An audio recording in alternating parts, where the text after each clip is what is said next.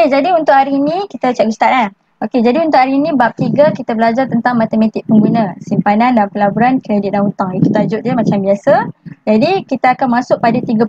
Ingat selalu bila cikgu buat mind map kan, bila peta konsep tu kita pecah. Yang pertama 3.1 adalah simpanan dan pelaburan. Sekarang ni kita dah nak masuk 3.2 iaitu kredit dan hutang. Kredit dan hutang ni tidaklah sebanyak seperti simpanan dan pelaburan kan. Simpanan pelaburan kalau kamu ingat kita ada akaun simpanan tetap, akaun semasa. Lepas tu pergi pula pelaburan ada hartanah, ada apa lagi?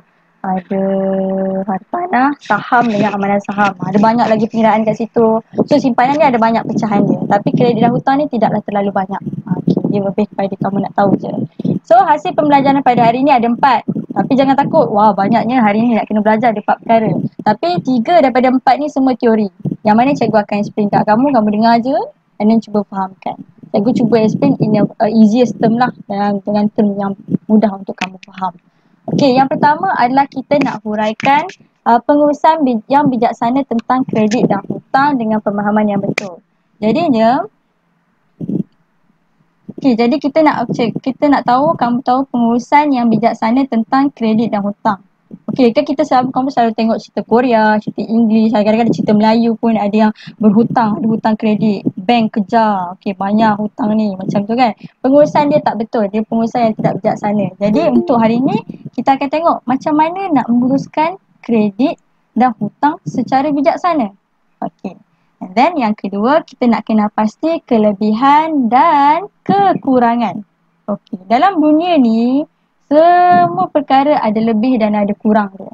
Termasuklah kad kredit dan hutang ni.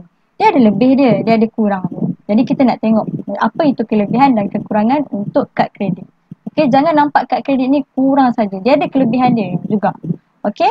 And then yang ketiga, kita nak kena pasti pembayaran minimum dan pembayaran lewat. Okey, bila berhutang dengan kad kredit ataupun hutang biasa, apa itu pembayaran minimum dan apa itu pembayaran lewat. Ini masih teori. Kamu dengar je cikgu explain. Okey, dan yang terakhir, yang ni baru ada pengiraan sikit. Dekat sinilah ada pengiraan sikit. Menyelesaikan masalah yang melibatkan penggunaan kad kredit pada latihan yang diberikan dengan betul. Okey, masuk pada HP yang pertama. Kita nak menghuraikan pengurusan yang bijaksana tentang kredit dan hutang dengan pemahaman yang betul. Jadi, macam mana pengurusan kredit dan hutang ni secara bijaksana? Jadi mari kita masuk dulu. Kita tengok kat sini. Bila cikgu tulis kat bawah ni salin pada buku nota, kamu salin. Okey, tapi cikgu takkan tunggulah. Kalau dalam kelas kita face to face, cikgu akan tunggu kamu salin dalam kelas. Lepas tu baru moving on pada slide. Tapi untuk PDPR ni kita nak cepatkan masa. Jadi kalau kamu tak sempat, kamu tinggal ruang. Nanti habis kelas, cikgu share video, kamu tengok balik video, baru sambung salin. Okey ya? Okey. So kita masuk pada apa itu kredit dan hutang. Okey, yang pertama apa itu kredit? Kredit ni adalah satu perjanjian kontrak. Okey, perjanjian kontrak antara pembekal. Contohnya bank atau institusi kewangan kepada pengguna. Ada perjanjian kontrak. Tengok dia tak cakap, dia ada bagi tahu bank dan institusi kewangan. Institusi kewangan ni selain bank apa? Kamu tahu-tahulah. Along. Itu kalau yang secara terlarang lah. Ada juga benda-benda lain kot.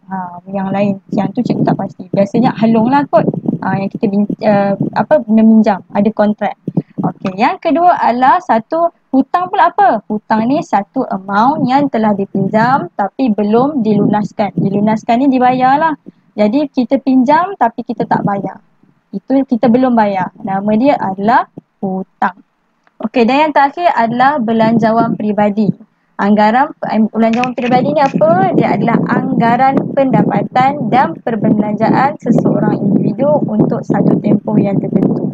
Okey, jadi kamu ingat belanjawan tunai kan, dia setiap akhir tahun ataupun awal tahun akan ada belanjawan negara. Kan ada yang sampai masuk TV, setiap TV1, TV2, TV3. Banyak TV lah kan, banyak siaran akan bersiarkan ada pembentangan untuk belanjawan negara. Sebab kat situ, contoh dia buat anggaran pendapatan dan pembelanjaan bagi negara. Sama juga ini pun belanjawan peribadi, dia anggaran pendapatan dan pembelanjaan untuk seseorang individu. Okay. Jadi kita masuk pula macam mana kita menguruskan kredit dan hutang dengan bijaksana. Okey, macam mana nak menguruskan kredit dan hutang ni dengan bijaksana? Pengguna kad kredit. Okey, kamu tahu bila nanti insyaAllah kamu besar nanti, kamu dah bekerja, kamu mungkin akan gunakan kad kredit. Jadi macam mana kita nak handle kad kredit ni dengan bijaksana? Okey, tengok term yang pertama, pengguna kad kredit perlu menjelaskan bayaran hutang dalam tempoh yang ditetapkan bagi menikmati tempoh tanpa faedah.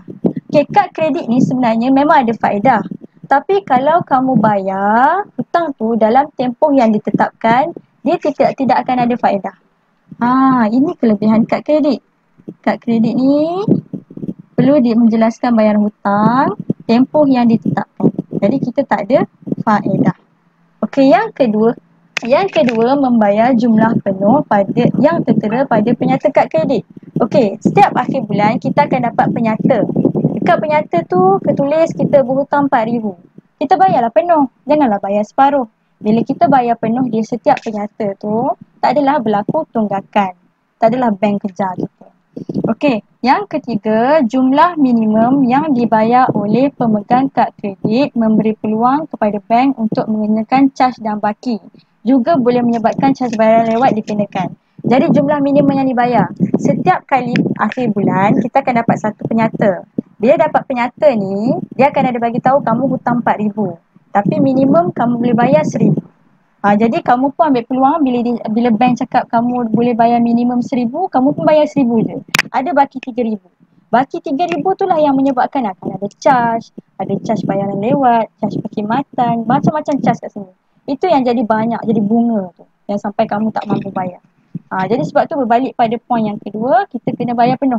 Jangan bayar minimum, jangan bayar sikit. Kalau ada duit, bayar habis untuk kad kredit ni. Dan yang terakhir, membayar pada tempoh diskaun tunai bagi pembayaran hutang. Okey, untuk hutang ni kadang-kadang ada tempoh dia ada buat diskaun tunai. Bayarlah pada waktu itu. So kita sambung pada HP kedua. Dah habis dah. Masuk pada ni. Okey, untuk yang baru masuk, ada yang nak masuk ke? Tak ada. Okey, yang baru masuk, macam cikgu beritahu kat kawan-kawan yang dah lama masuk, hari ni kita lebih pada santai lah. Sebab banyak pada teori.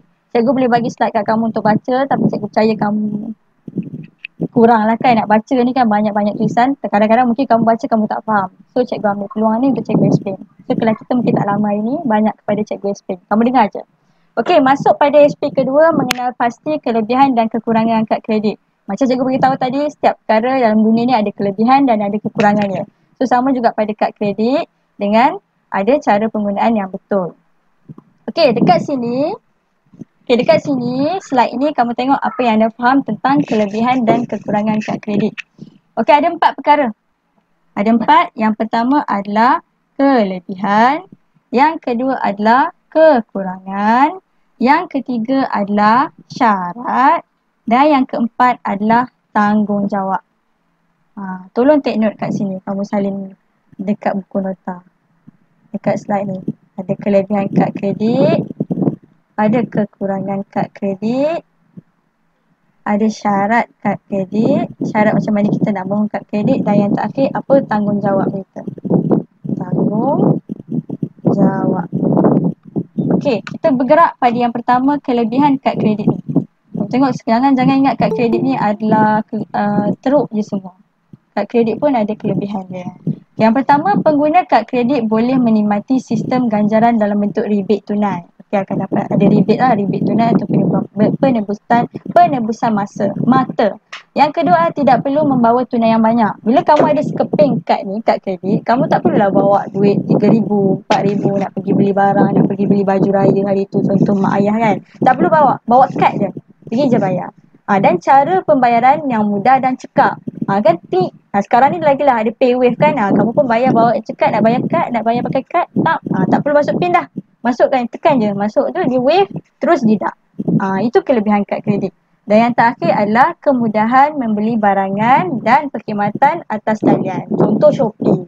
Shopee kalau yang tak ada kad debit, kad kredit ni terpaksalah pergi bank, nak pergi CDM, nak kena masuk duit. Sebab apa? Nak beli barang kat Shopee contoh.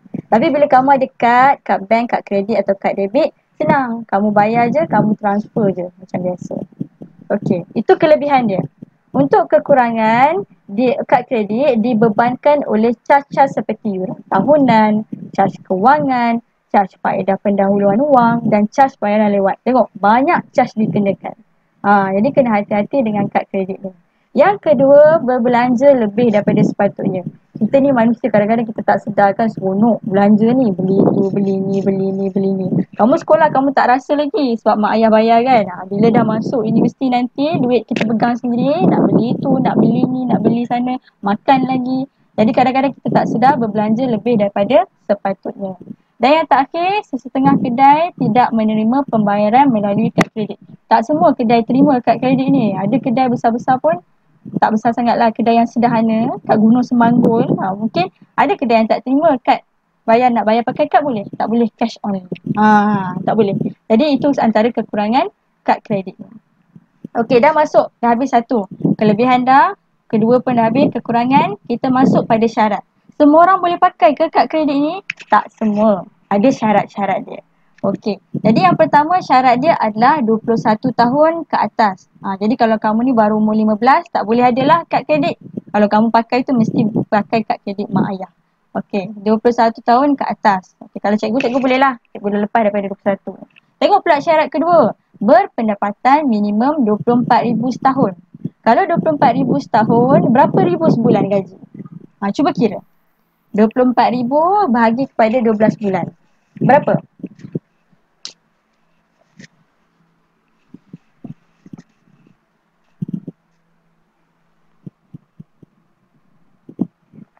RM2,000. Okey, terima kasih Nabiha. Okey, jadinya berpendapatan minimum 24,000 ni maknanya gaji kamu sekurang-kurangnya 2,000 sebulan.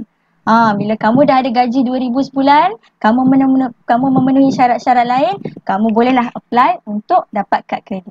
Kalau cikgu ni, cikgu dah lepas 21 tapi cikgu tak ada pendapatan lagi sebab cikgu belum bekerja, so tak dapat nak mohon. Dan yang ketiga, perlu mempunyai penyata slip gaji dan dokumen sokongan. Kenalah ada dokumen-dokumen dia untuk mohon.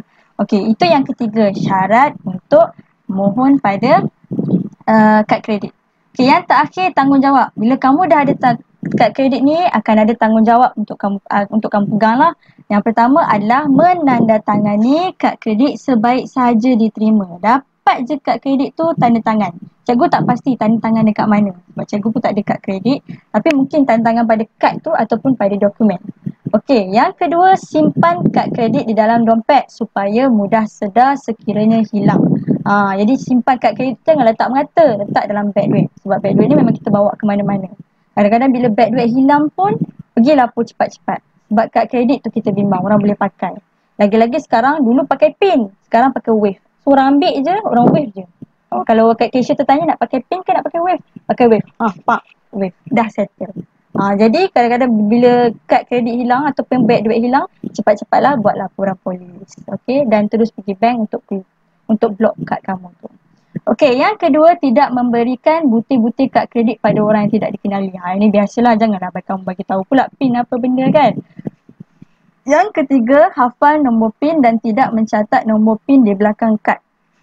Kamu mungkin dengar benda ni kelakar. Nombor pin ni kamu tulis kat belakang kad. Tapi ada orang memang buat. Dia buat macam tu. Dekat kad tu dia tulis nombor pin. Pakai pen, pakai marker sebab dia takut dia lupa. Jadi kelakar lah ibaratnya kita hilangkan kad tu, siap ada nombor pin kat belakang. Jangan terkejut, memang ada orang buat macam tu. Dan tak boleh, jangan buat macam tu. Dan yang terakhir, semak urus niaga dalam penyata kad kredit yang diterima pada hujung bulan.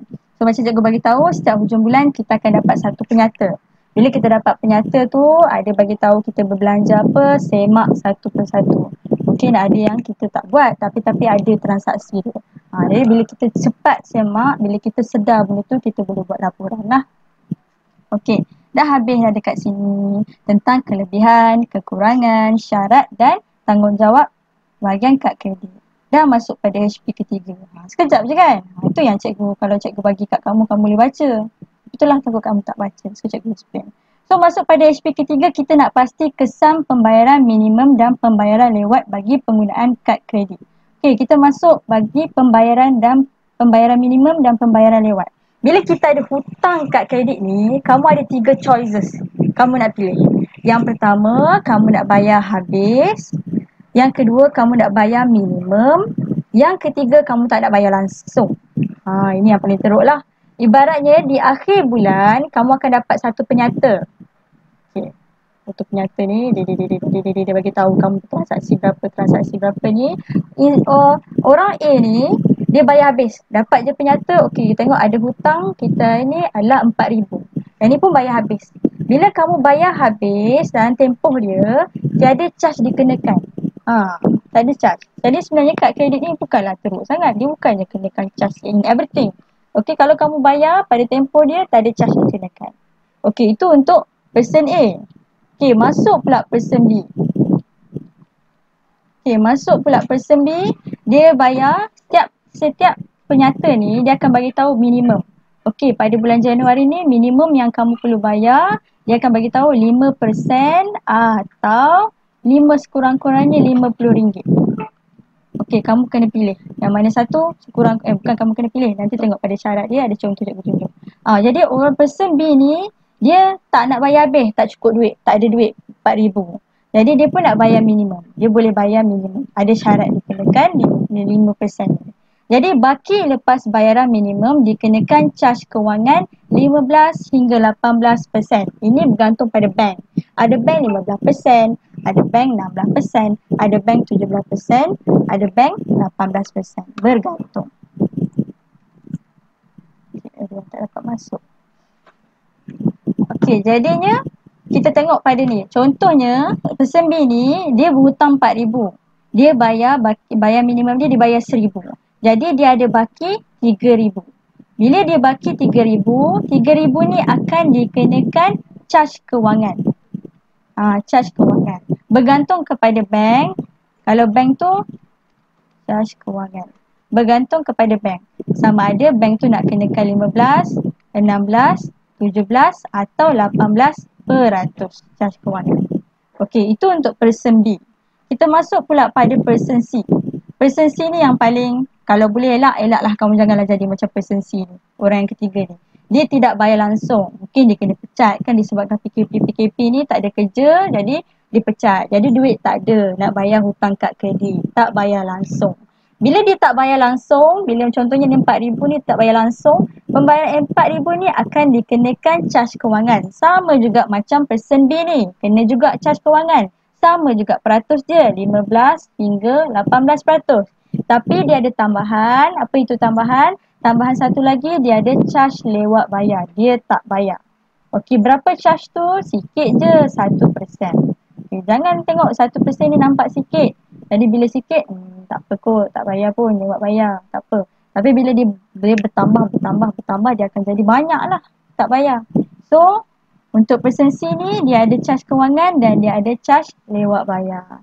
So, ada bezalah, ada person A, person B dan person C. Person A yang paling bagus, dia bayar habis terus. Person B ni bolehlah dibayarkan, minimum. Tapi person C ni dia tak bayar langsung.